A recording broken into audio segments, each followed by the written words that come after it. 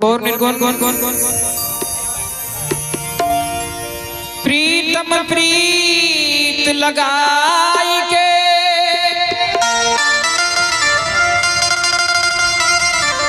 अब दूर दे सुमत जा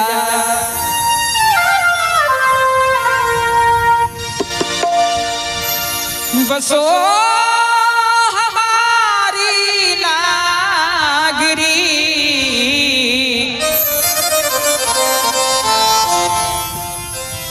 मैं मांगी तुम खा कि चली गईला भुला गईला चली गईला भुला गईला हरियर बगिया में चहचहा गईला तोहरा याद में हम तड़पत रही कहाँ जाके तू भुला गईला।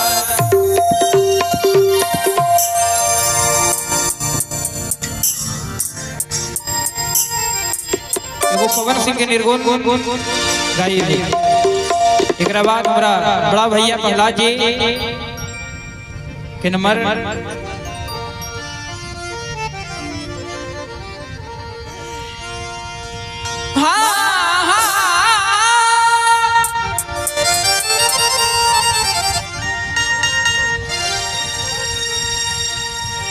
ये पार हमरो मड़ैया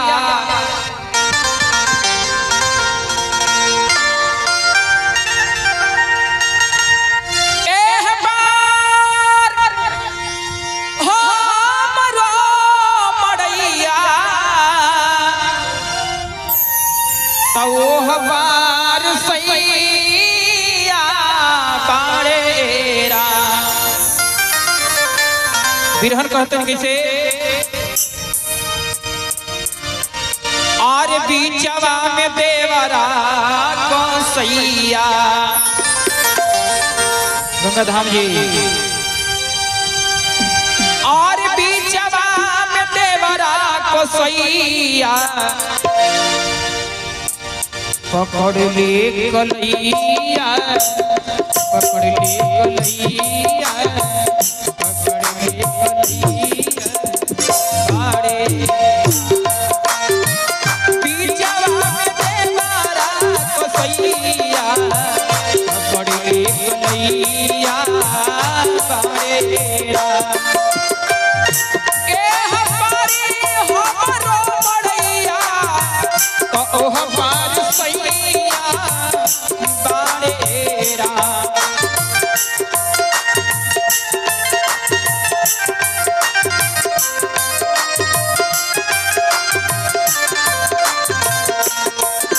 और बीचवा में देवरा कसैया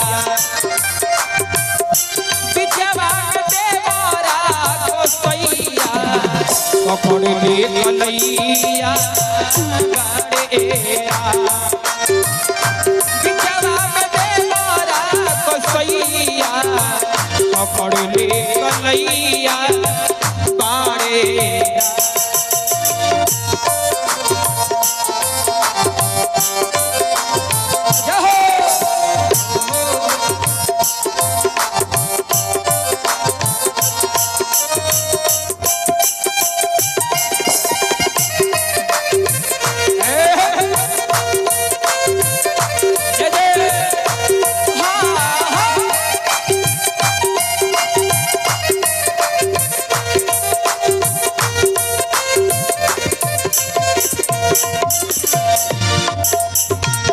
सुन सुन पिया निर्दयिया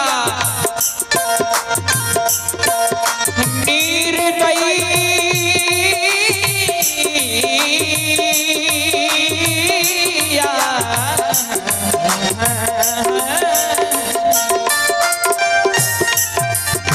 ये भी सुनाई बढ़िया सुनाई सुन सुन पिया निर्दयिया किनारा लाग नैया भेजैया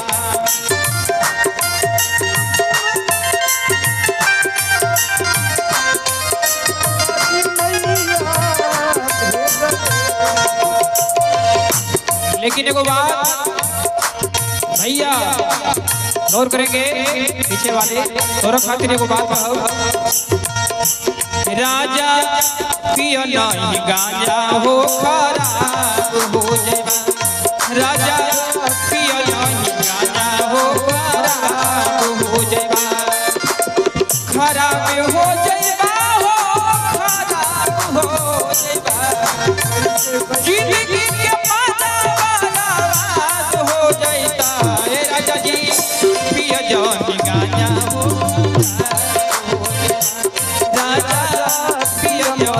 गांजा हो बर्बाद हो जाएगा।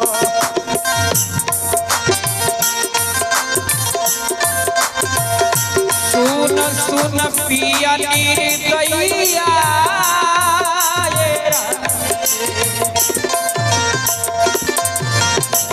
सुन सुन पिया निर्दयिया किनारा लाग नैया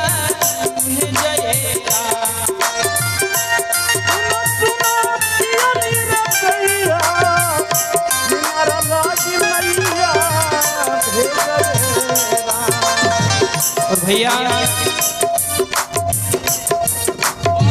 थोड़ा अपना नाम बता देंगे, आपका नाम उच्चारण हो जाए मंच से बढ़िया रहेगा। बहुत बहुत धन्यवाद। ये भैया की तरफ से आशीर्वाद आई।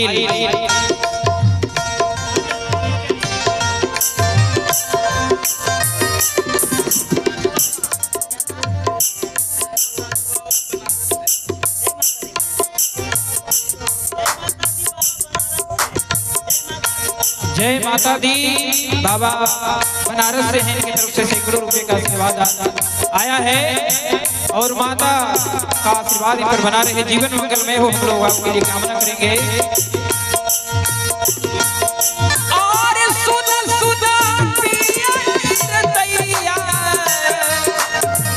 किनारा लाग नैया सोहरा सोहरा लागी पैया सोहरा सोहरा लागी पैया तो हमारो के भैया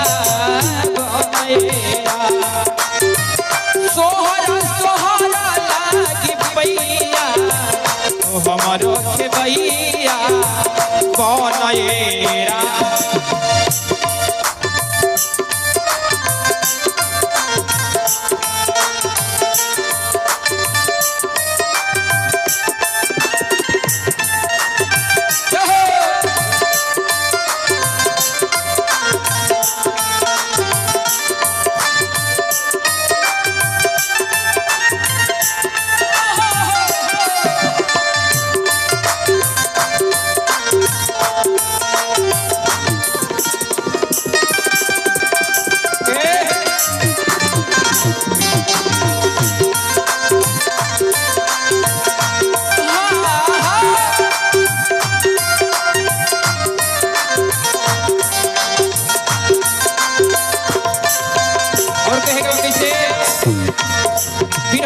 कैसे अपना पिया की याद में निर्गुण के भाव में कई बार कोई हमें कवने कमैया अरे कमैया कमैया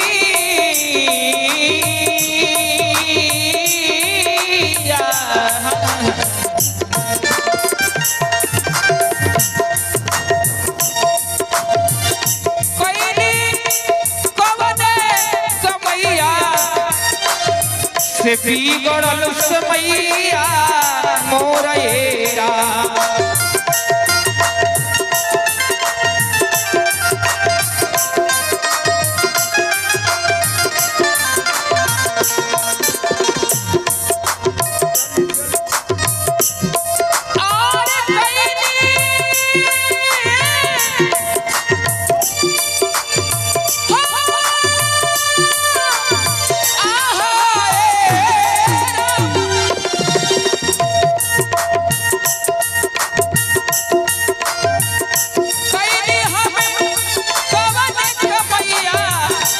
बिगड़ल समैया गोस्वामी तुलसीदास जी लिखने वाले रामायण के माध्यम से बहुत सारे पढ़े लिखे लोग यहाँ उतरेंगे। कर्म प्रधान विश्व करी राखा, जो जस करहि तपस फल जाखा। कर्म के अनुसार ही फल मिलेगा। कर्म ही पूजा है, कर्म ही तीर्थ धाम है, कर्म से बड़ा कुछ नहीं।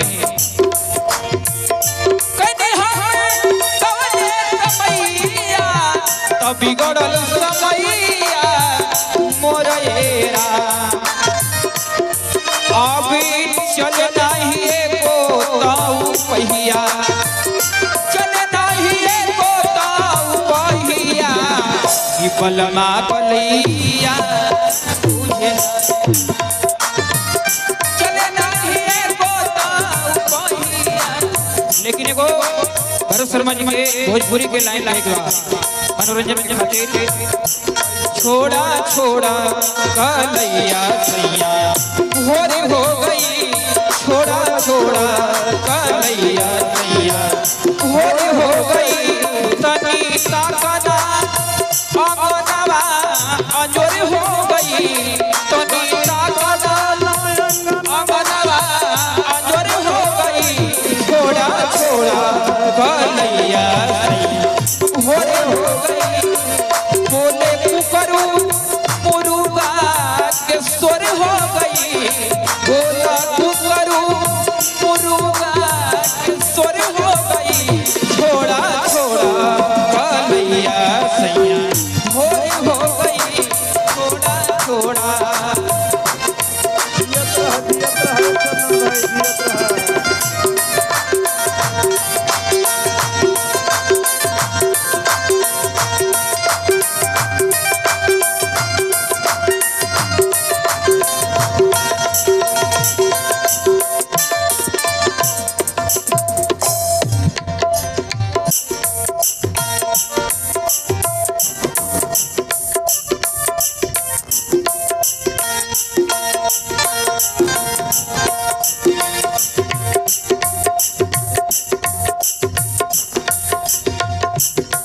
और ये हैं आदरणीय धनंजय शर्मा जी।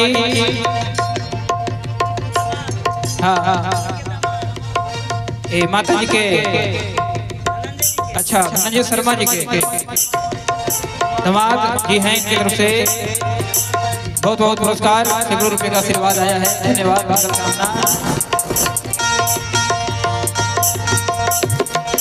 और बिचवा में देवरा कसैया, बिचवा में देवरा कसैया पकड़ ले कलैया सारेरा। बिचवा में देवरा कसैया भई अब कतना रे दिनवा ये राम। ई मानव कहतो कि धरती पर रहनी जब से कर्म को कर्म के करते करते आज तक बहुत दिन बीत गए, लेकिन परमात्मा से दर्शन ना भई प्रिया से परमपिता परमेश्वर से एक बार भाई दिया के तनारे दिलवा और दिलवा अकतना महीना बीतलेरा।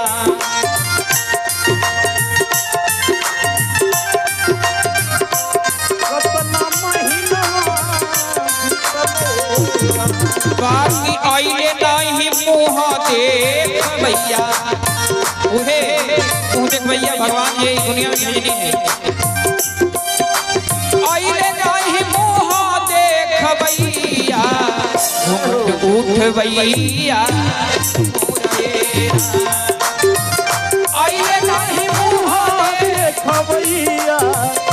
लेकिन एगो समझदारी से बात कहे के बाद गीत के माध्यम से एगो औरत का तरीके से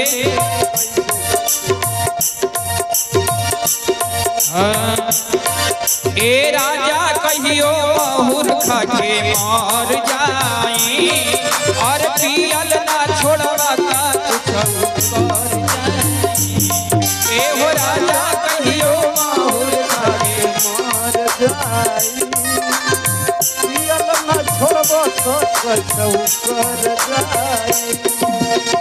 रौरे गिरिए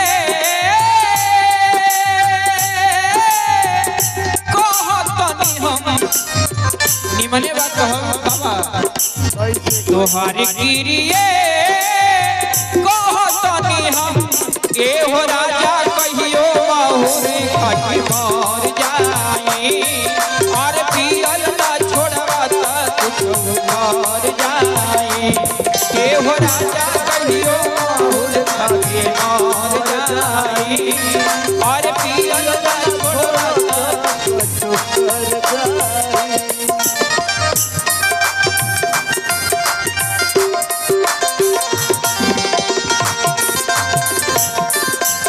हो जय कुछ बाबा एगो लाइन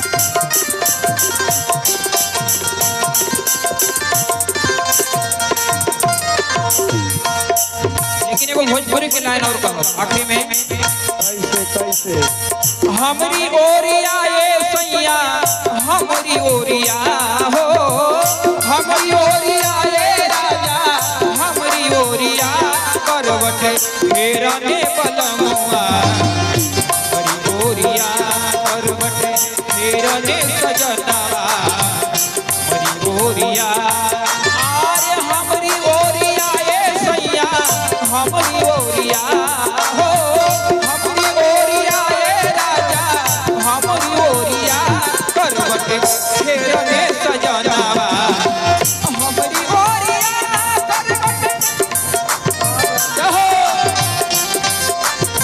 बीचवा में देवारा कसैया पकड़ ले कन्हैया ए हमारे हमरो मड़ैया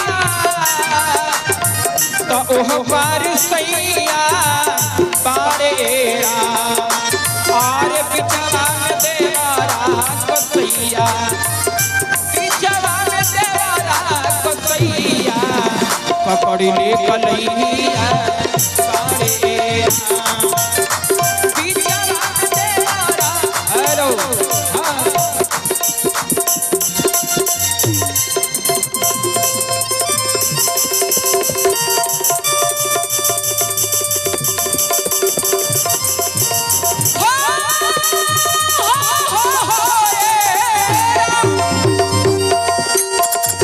सुना सुना पिया रतैया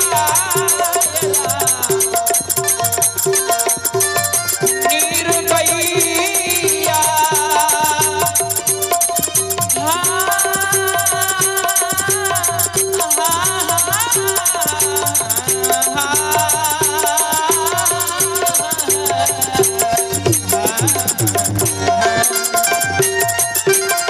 और सुना सुना पिया रतैया किनार लागी नैया और जयरा सोहरा सोहरा लागी पैया सोहरा सोहरा लागी पैया तो हमारो पैया सोहरा सोहरा लागी पैया तो हमारो पैया पाएरा हो बीचवा में देवारा कसैया पड़ के कन्हैया पाएरा बीचवा में देवारा कसैया पड़ के कन्हैया पाएरा बीचवा में देवारा कसैया पड़ के कन्हैया पड़ के कन्हैया पकड़ के कन्हैया मोरेरा।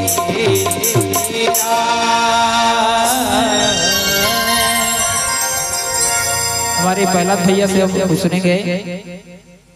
हाँ बहुत दूर से चल कर के आए हैं, दिन में भी कार्यक्रम करके थक गए हैं, इसलिए इनको रेस्ट दे दिए इतना देर।